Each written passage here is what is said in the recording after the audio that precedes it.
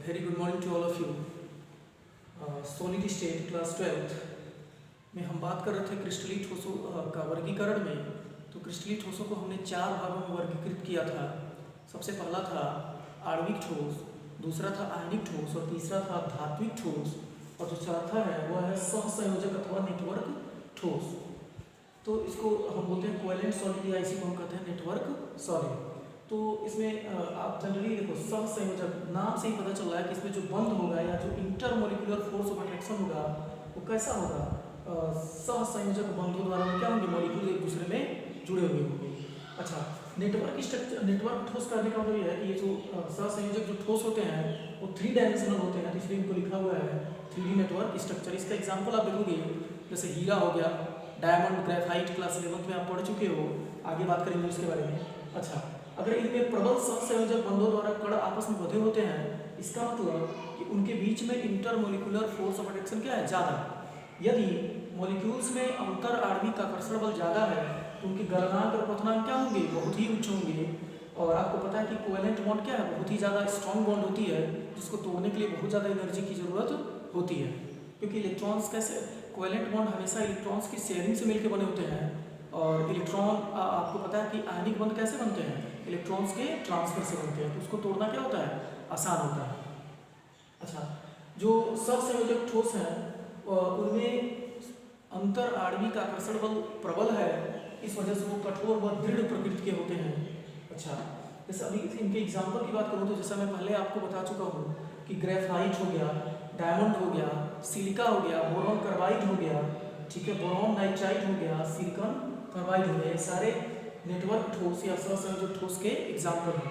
जिसमें ग्रेफाइट जिसको लिखा हुआ विद्युत चालक, और बाकी जो एग्जाम्पल है वो विद्युत का चालन नहीं करते, इसलिए लिखा हुआ है विद्युत अचालक। अच्छा, ग्रेफाइट को विद्युत चालक हम क्यों कहते हैं, आपको पता है कि ग्रेफाइट में जो ग्रेफाइट होता है वो ग्रेफिन लेयर से मिलकर बना होता है, और एक ग्रेफिन लेयर दूसरे ग्रेफिन लेयर के साथ weak van der Waals force of attraction से क्या होते हैं, जुड़े होते हैं, और उनमें स्लिप करने की टेंडेंसी पाई जाती है। और आपको पता है कि यहाँ पे लिखा हुआ है sp2 हाइब्रिडाइज कार्बन और 3 सिग्मा और 1 पाई आर। इसका मतलब यह है कि जो ग्रेफाइट होता है वो 3D नेटवर्क स्ट्रक्चर है, और आपको पता है कि कार्बन की संयोजकता कितनी होती है, 4। तो जब ग्रेफाइट की बात करोगे तो जो कार्बन है वो एक, जैसे एक ग्रेफिन लेयर यहाँ है, दूसरा ग्रेफिन लेयर क्या है, यहाँ है, तो इस ग्रेफिन लेयर में अगर मान लीजिए यहाँ पे एक कार्बन है तो अपने यहाँ पे क्या वो 3 बंध बनाता है, और नीचे वाला जो ग्रेफिन लेयर है वहाँ पे भी जो कार्बन है वो टोटल कितने बंध बनाता है, 3 बंध बनाता है।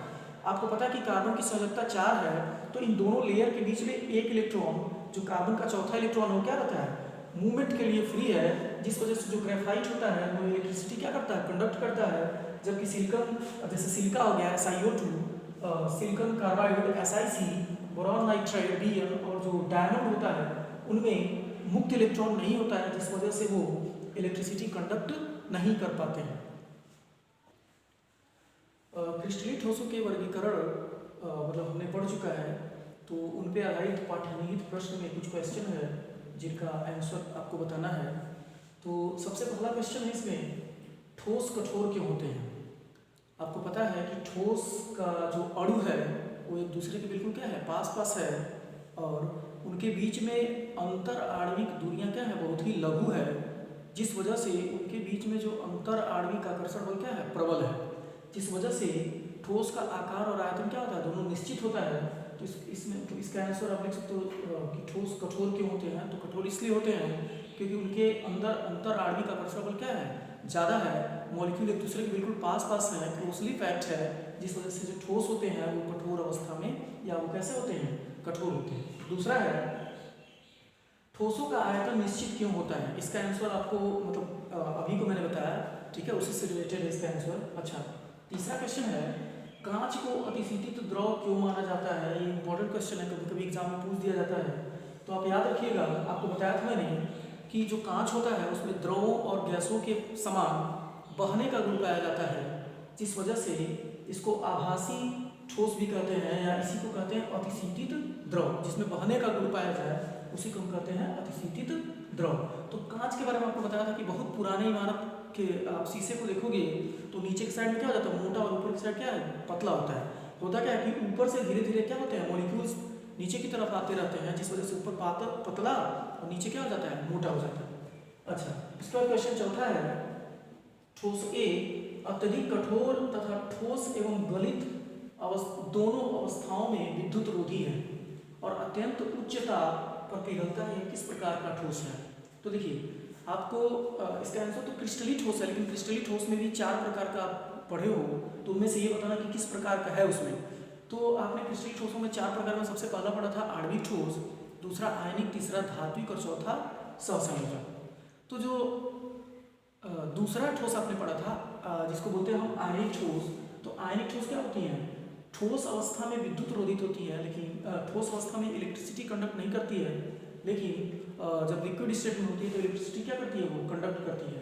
तो इसका आंसर क्या होगा, अत्यधिक कठोर है, ठोस एवं गलित दोनों अवस्थाओं में विद्युत रोधी है। तो इसका मतलब कंफर्म है कि ये आयनिक ठोस होगा नहीं, क्योंकि ठोस अवस्था एवं गलित अवस्था में भी क्या करती है, विद्युत का कंडक्शन नहीं करती। इसका मतलब क्या हो गया, न तो आयनिक आंसर होगा और न ही धात्विक। धात्विक तो ठोस और द्रव दोनों अवस्था में इलेक्ट्रिसिटी कंडक्ट करते हैं।